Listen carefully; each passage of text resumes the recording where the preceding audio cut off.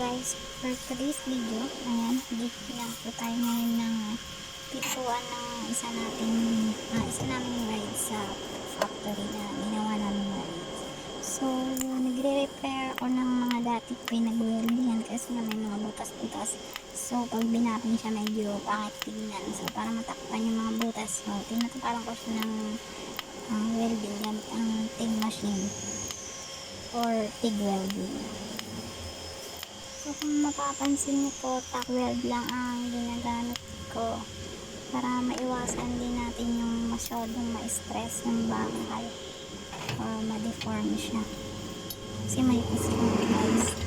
So this is Tata 304 na stainless tube. So fast forward and so tack weld na to. Position ng ayos din. Tack weld lang muna yung gamit natin.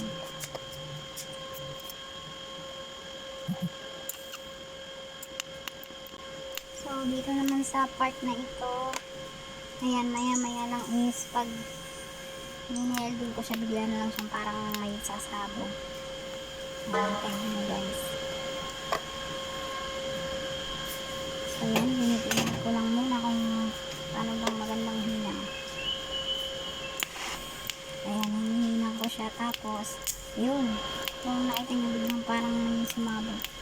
Kasi dyan sa may welding ko na yan, medyo may tubig-tubig na siya sa loob. Kasi nga diba may mga butas siya dati. So, namahay na yung tubig. So, kaya pag nag-welding ako ng TIG or ng mga ganyan, pag may tubig or hangin na naipon sa loob, ayun, nagiging kasi na parang biglang may nagbabackfire ba tawag doon. Basta ganun.